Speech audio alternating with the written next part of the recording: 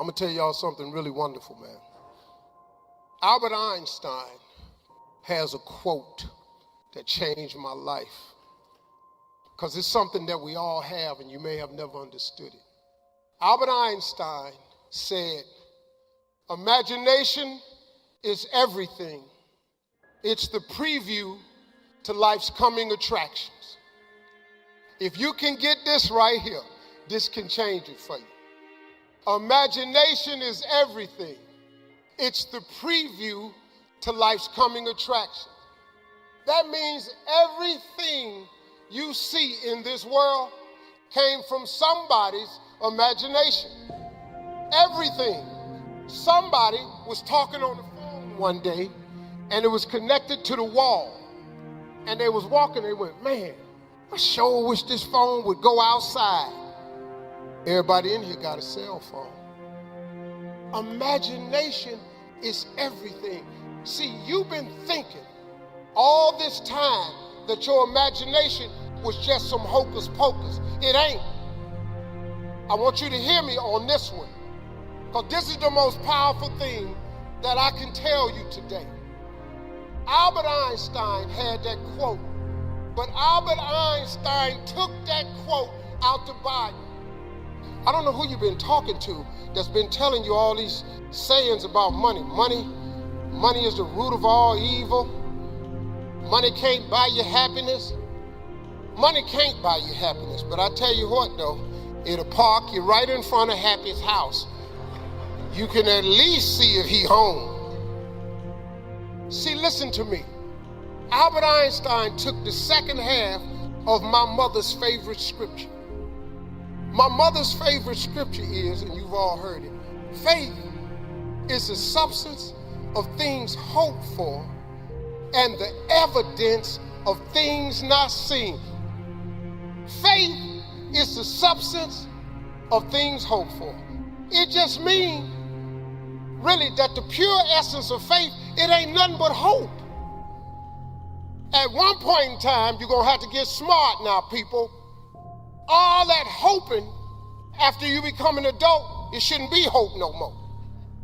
This ought to start turning into some faith. Quit hoping, man. Turn it into faith. Faith is the belief in things that you cannot see. Ask for something from God, you don't know how in the world you're going to get it. That's what ought to be on your vision board. Don't put a bunch of stuff on there you can get. You know what's on my vision board?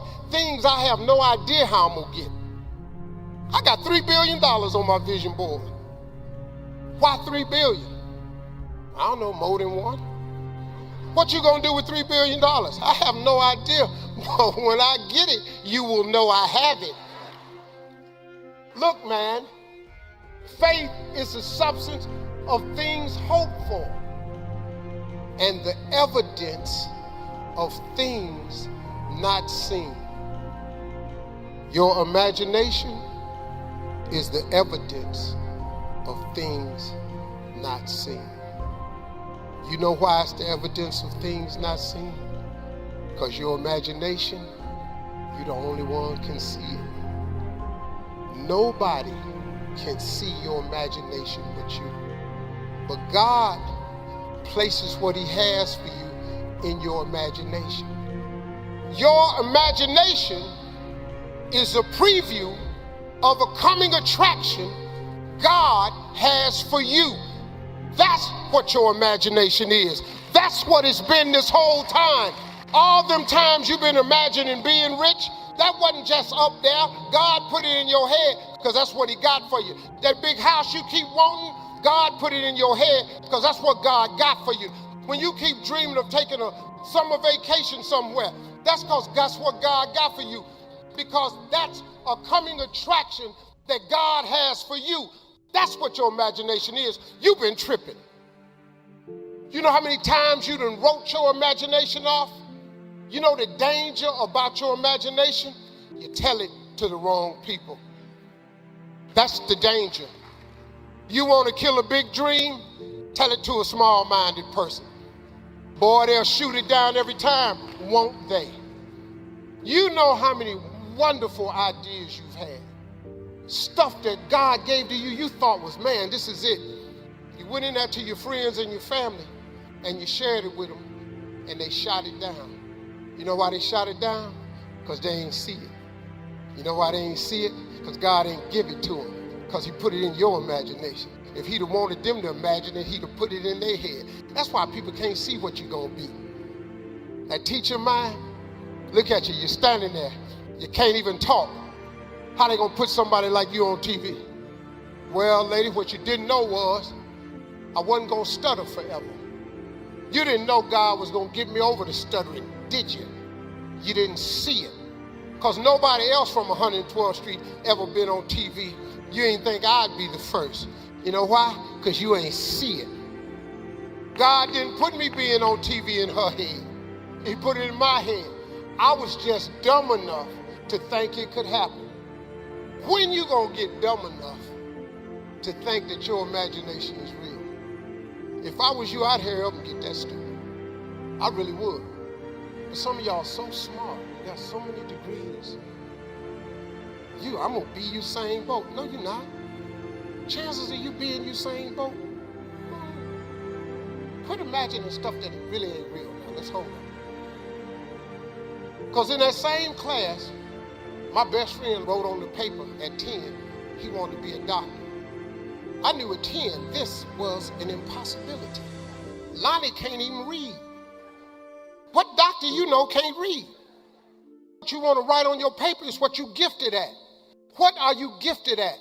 What is the thing that you do the absolute best with the least amount of effort? That's your gift. That's what ought to be on paper. God has been using your imagination to show you your gift. I don't appreciate him talking about the Lord that much. I didn't like the jokes. We're here for motivation. I didn't like the jokes. Well, okay, whatever. Somebody always finds something wrong with what you're doing, even if it's okay. Somebody always.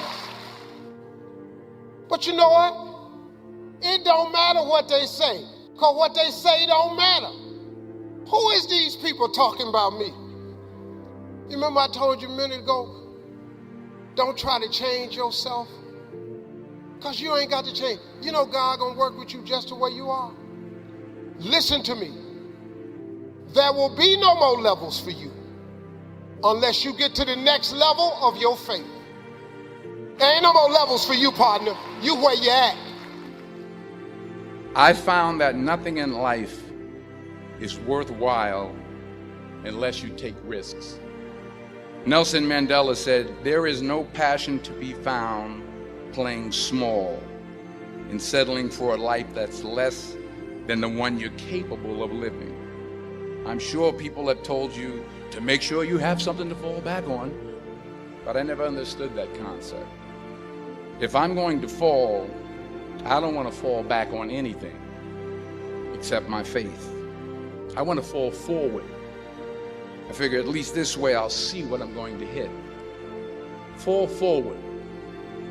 Every failed experiment is one step closer to success. You've got to take risks, and I'm sure you've probably heard that before, but I want to talk to you about why that's so important. First, you will fail at some point in your life. Accept it. You will lose. You will embarrass yourself. You will suck at something. Embrace it, because it's inevitable. And I should know. In the acting business, you fail all the time. Early on in my career, I auditioned for a part in a Broadway musical. Perfect role for me, I thought, except for the fact that I can't sing. I didn't get the job. But here's the thing. I didn't quit. I didn't fall back.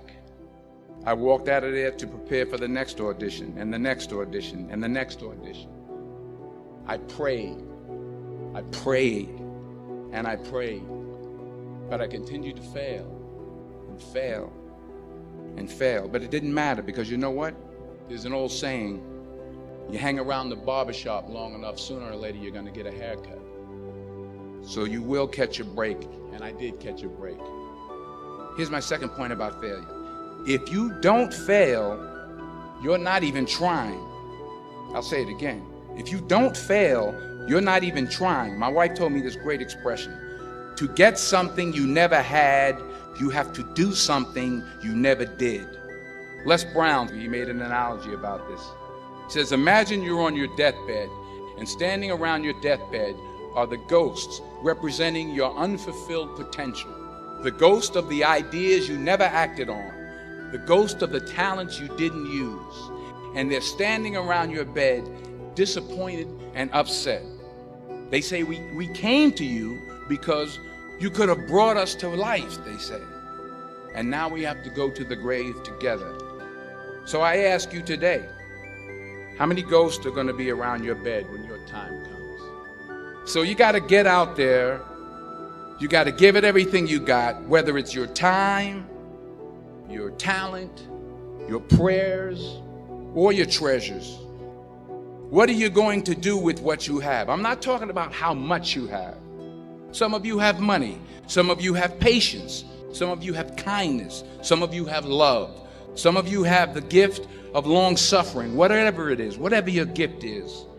What are you going to do with what you have? All right, now here's my last point about failure. Sometimes it's the best way to figure out where you're going. Your life will never be a straight path. To not only take risks, but to be open to life, to accept new views, and to be open to new opinions. Because the chances you take, the people you meet, the people you love, the faith that you have, that's what's going to define you. Never be discouraged. Never hold back. Give everything you got. And when you fall throughout life, remember this: fall forward. And we've all had experiences where we were working on something and we knew it was possible, and we did those things that were necessary to bring it into reality. We took the responsibility to make it happen. Other people couldn't see it. A lot of people didn't believe it. You were attacked. You were criticized. People were opposing you, but you kept on doing it. It was hard. It was rough. It was difficult. But to you, it was worth it. And eventually you got to a level, can nothing stop me now. I'm on the move. I'm on the move.